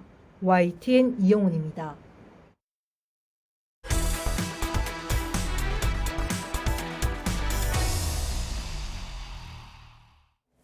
윤석열 대통령은 최근 정치권 일각에서 갑자기 통일을 추진하지 말자는 목소리가 나오고 있다며 이해할 수 없는 반헌법적 발상이라고 밝혔습니다. 야권 일각에서 제기된 통일 대신 두 국가 주장을 정면으로 비판한 건데요. 국무회의 모두 발언 들어보겠습니다. 통일이 인생의 목표인 것처럼 이야기하던 많은 사람들이 북한이 두 국가론을 주장하자 갑자기 자신들의 주장을 급선회했는데 도무지 이해할 수가 없습니다. 자신들의 통일 주장에 동의하지 않으면 반통일, 반민족 세력이라고 규탄하더니 하루아침에 입장을 180도 바꾼 것을 누가 납득할 수 있겠습니까? 이는 대한민국 헌법이 명령한 자유민주주의 평화 통일 추진 의무를 저버리는 반헌법적 발상입니다. 북한이 핵 공격도 불사하겠다며 적대적 두 국가론을 주장하는 상황에서 평화적 두 국가론이 과연 가능이나 한 얘기입니까? 통일을 포기하면 남북의 갈등과 대립은 더 첨예해지고 한반도의 안보 위험도 더 커집니다. 더불어민주당 진성준 정책위 의장은 정부가 원전 세일즈 성과에만 신경 쓴 나머지 무리하게 덤핑 수주에 뛰어든 건 아닌지 경제성을 철저히 검증하겠다고 밝혔습니다. 진 의장은 한국수력원자력이 거의 덤핑 가격으로 거절할 수 없는 제안을 했다는 체코 언론 보도 등 원전 수주를 조건으로 정부가 덤핑 계약을 했다는 의혹이 있다며 이같이 말했습니다. 국민의힘은 야권이 체코 원전 덤핑 수주 의혹을 제기하는 건 국익 자해 행위라고 비판했습니다. 박상수 대변인은 국제적인 원전 수주 사업을 놓고 거대 야당이 대통령의 외교 행보에 딴지를 거는 모습은 국익보다 당리당략을 우선시한다는 방증이라며 이같이 지적했습니다. 아트테크를 빙자해 900억 원대 돌려막기 사기를 벌인 일당이 경찰에 붙잡혔습니다. 이들은 미술품을 사면 자신들이 위탁 운영해서 수익금을 주겠다며 피해자들을 유인했는데요. 실제로는 운영 수익은 한 푼도 없었고 투자자들의 돈으로 돌려막기 한 것으로 조사됐습니다. 양동훈 기자입니다. 경찰들이 창고에 쌓여있는 그림들을 살펴봅니다. 지난 5월 경기 하남에 있는 갤러리 수장고를 압수수색하는 모습입니다. 갤러리 회장 A씨 등은 자신들로부터 미술품을 사면 전시나 대여로 수익을 내 매달 작품 가격의 1%를 저작권료로 지급하겠다고 홍보했습니다. 하지만 경찰 수사 결과 이런 수익 활동은 전혀 이뤄지지 않은 것으로 나타났습니다. 나중에 투자한 사람의 돈으로 앞선 투자자에게 수익금을 주는 일종의 폰지 사기였던 것으로 파악됐습니다. 갤러리에서는 미술품, 전시, 렌탈, PPL 등을 통한 수익 활동은 전혀 없었고 투자자들에게 지급해야 할 원금 및 저작권료는 신규 고객 유치 등을 통해 충당해온 것으로 확인되었습니다. A씨 등은 부풀려지거나 허위로 만든 가격 확인서를 보여주며 미술품에 대한 전문적인 지식이 없는 피해자들을 유인했다고 경찰은 설명했습니다. 이들은 이런 방식으로 지난 2019년 6월부터 4년여 동안 피해자 1,110명으로부터 905억 원을 가로챈 것으로 조사됐습니다. 피해자 대부분은 30에서 40대였고 가장 큰 피해액은 16억 원이었습니다. 경찰은 A씨 등 3명을 구속하고 영업 매니저 등 11명은 불구속 입건해 검찰에 넘겼습니다. 또 명품과 부동산 등 122억 원어치를 기소 전 몰수보전 조치했습니다. 유명 연예인을 동원해 광고하며 국내 최대 규모를 자랑했던 갤러리 K가 1,000억 원대 사기 혐의로 경찰 수사를 받는 등 최근 아트테크 관련 사건이 잇따르고 있습니다. 아트테크라고 하여 안심하고 투자하기보다는 미술품 실물 존재 여부와 관련 서류의 진위 여부 등을 반드시 확인하시기를 당부드립니다. 경찰은 은행권 이자보다 높은 수익률에 원금이 보장된다고 소개하는 투자 상품은 사기 가능성이 있으니 신중하게 접근해야 한다고 강조했습니다. YTN 양동훈입니다. 지난 7월 16명의 사상자를 낸 시청역 역주행 교통사고를 계기로 서울시가 보행자 안전 대책을 내놨습니다. 강철로 된 방호 울타리로 보행자를 보호하고 일방통행 도로에는 역주행 방지를 위한 LED 교통안전 표지판을 설치한다는 계획입니다. 차정윤 기자입니다. 지난 7월 1일 시청역 인근 일방통행 도로입니다. 역주행 승용차가 난간을 뚫고 달려와 인도에 있던 보행자들을 그대로 덮칩니다. 당시 최고 속력은 시속 107km. 피해자들은 몸을 피할 틈도 없었습니다. 피의 차량은 조선 호텔에서 나와 역주행을 하며 먼저 안전펜스, 보행자들을 충돌한 뒤 이후 BMW 차량과 소나타 차량을 연달아 충돌하였습니다. 사고 직후 일방통행 도로에는 강철로 된 방호 울타리가 설치됐습니다. 기존 펜스는 무단횡단을 막기 위한 보행자용이었다면 새 울타리는 8톤짜리 화물차가 시속 55km로 부딪혀도 버틸 수 있는 차량용 방호 울타리입니다. 서울시는 남산 소파길이나 이태원로 등 급경사나 급커브가 많아 사고 위험이 많은 곳에도 강철 울타리를 설치하기로 했습니다. 또 일방통행 도로에는 야간에도 식별이 가능한 LED 표지판을 달고 광화문 광장과 같이 개방된 시민공간은 대형 석재 화분과 차량 방지 말뚝을 설치해 제2의 참사를 막겠다는 계획입니다. 광화문광장 등 개방 공간 16개소, 턱이 낮은 횡단보도 구간 250개소 등 시민들의 일상과 관련된 주요 공간의 교통안전 시설도 강화해 나가도록 하겠습니다. 대형 화분이나 볼라드 등이 설치될 예정입니다. 서울시는 또 이번 사고 원인으로 지목된 페달 5인 사고를 예방하기 위해 운전자의 실제 운전 능력에 따른 맞춤형 면허제도 개선 방안을 정부와 함께 논의하겠다는 방침입니다. YTN 차종입니다. 해외에서 국제 택배로 마약류를 밀반입해 국내에 유통한 외국인 일당이 경찰에 붙잡혔습니다. 마약을 가방 내피 속에 숨겨서 들여왔는데 국내에 불법 체류하는 외국인들이 마약을 구입한 것으로 드러났습니다. 이성호 기자입니다. 한 남성이 가방을 메고 봉투를 든 채 어디론가 급히 달아납니다. 하지만 며칠 지나지 않아 뒤를 쫓은 경찰에 붙잡혔는데 충북 지역 마약 판매상이었습니다. 충남의 한 고속도로 휴게소에서도 마약 사범이 검거됐는데 해외에서 밀반입한 마약을 판매상에게 건네는 전달책이었습니다. 야바 맞아? 네. 충북경찰청은 판매책 태국인 27살 A씨 등 외국인 16명을 구속하고 투약자 등 32명을 입건했습니다. A씨 등은 지난해 10월부터 4개월간 동남아시아에서 시가 5억 원 상당의 마약류를 국제 택배로 국내에 밀반입해 유통 판매한 혐의를 받고 있습니다. 마약류 대부분은 야바로 주로 동남아시아에서 제조 유통하는 합성 마약입니다. 이들은 태국 전통 가방 내피에 마약을 숨겨 국내로 들여온 뒤 건물이나 풀숲에 숨겨놓는 이른바 던지기 수법을 통해 마약을 판매한 것으로 드러났습니다. 이들에게 마약을 사들인 외국인들은 대부분 불법 체류자 신분으로 일부는 동료 근로자들과 함께 마약을 구입해 한 곳에서 동시 투약한 것으로 확인됐습니다. 판매자하고 투약자 간 제 밑에 하선은 대면 거래가 빈도가 좀 많습니다. 그 오토바이로다가 이렇게 직접 만나서 하듯이 구매를 하면 직접 그 어디 장소에서 만나든가. 경찰은 검거 과정에서 야바 9,900여 정과 필로폰 등을 압수하고 범죄 수익금 7,300여만 원을 추징 보존했습니다. YTN 이성호입니다. 지난 추석 연휴에 강원도 영월에서 터널 내 차량 역주행 사고로 일가족이 참변을 당했다는 안타까운 소식 전해드렸죠.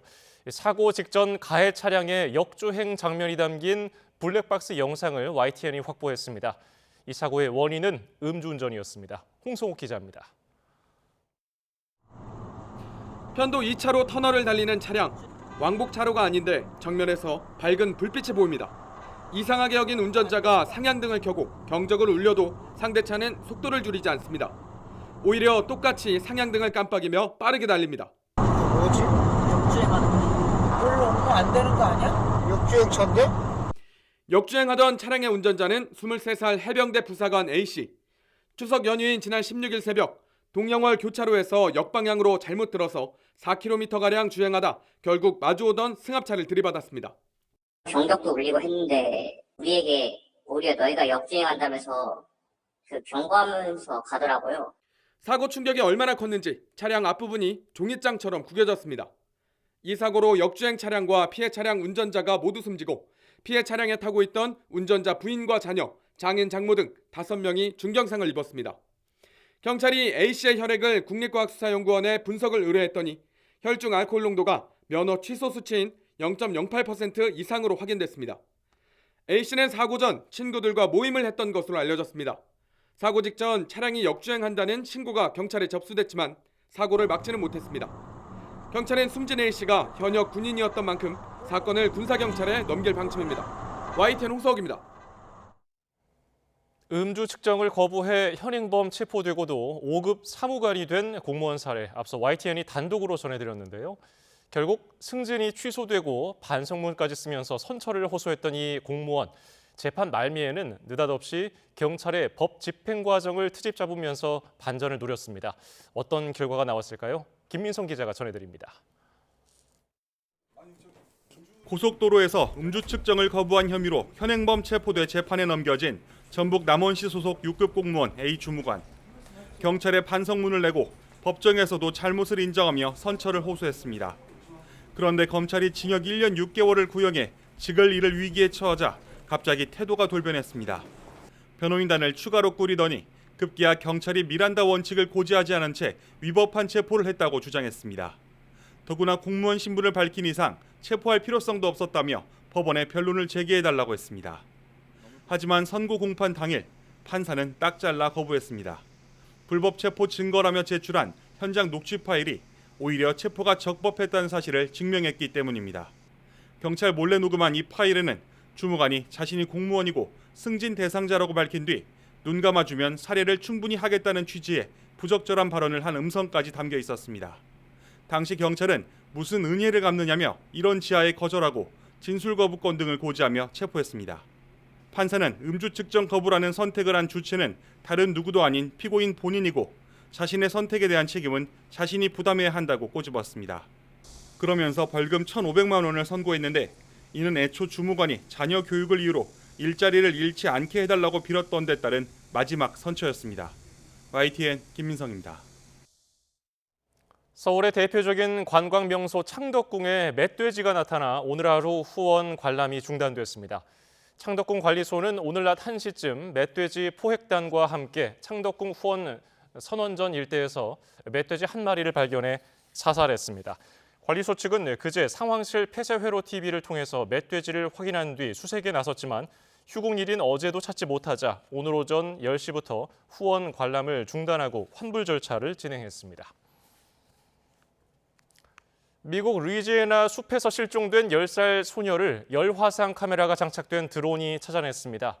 로이터 통신에 따르면 경찰은 현지 시간 지난 14일 집 근처 숲에서 실종됐던 10살 페이튼 생티건을 열화상 카메라가 장착된 드론의 도움으로 하루 만인 15일 밤 11시에 구조하는 데 성공했다고 밝혔습니다. 루이지애나 웹스터 패리시 경찰은 생티건이 집에서 1.5마일 떨어진 곳에서 파자마를 입은 채 바닥에 웅크리고 있는 상태로 발견됐다고 설명했습니다. 초등학생 피습 사망 사건에 일본산 수산물 수입, 여기에다 최근 영공 침범 문제까지 불거지면서 중국과 일본과의 관계에 악재가 쌓이고 있습니다. 두 나라 외교수장이 미국 뉴욕에서 만나 민감한 현안을 집중 논의했습니다. 도쿄 김세호 특파원입니다. 중일 외교수장이 미국 뉴욕에서 얼굴을 마주했습니다. 지난 7월 라오스 비엔티안 회담 이후 2달 만입니다. 먼저 중국인의 흉기에 숨진 일본 초등학생 사망 사건에 대한 의견이 오갔습니다. 가미카와 일본 외무상은 사안의 엄중함을 강조하며 사실관계 규명과 재발 방지 등을 촉구했습니다. 日中関係の基礎は何よりも両国の間の国民交流にこそある。ご承知の通り、その国民交流に深刻な打撃を与える大きな事件が発生をいたしました。 왕이 중국 외교부장은 이번 사건은 우발적 개별 사안으로 일본은 냉정하게 바라보고 정치화와 확대를 피해야 한다고 말했습니다. 중국 외교 당국도 반일 교육을 하지 않는다는 점을 거듭 강조하며 일본을 달래는 모양새입니다. 我想告诉你的是，在中国没有所谓仇日的教育。 중국의 일본산 수산물 수입 금지 해제 논의도 이어갔습니다. 얼마 전 양국 정부가 합의한 중국의 독자 샘플 채취와 모니터링 문제 그리고 점진적 수산물 재개 방침에 대한 양측의 입장이 오갔습니다. 중국의 일본 영공 침범 등 군사 활동과 관련한 논의도 이어졌습니다. 최근 중국과 러시아의 잇따른 영공 침범에 극도로 예민해져 있는 일본은 재발 방지를 강력히 촉구했습니다. 중일 양국은 민감한 외교 현안에 대해 적극적으로 서로의 주장을 펼치고 있습니다. 그러나 극단적인 갈등을 피하기 위해 수위를 조절하는 모습도 보이고 있습니다. 도쿄에서 YTN 김세호입니다.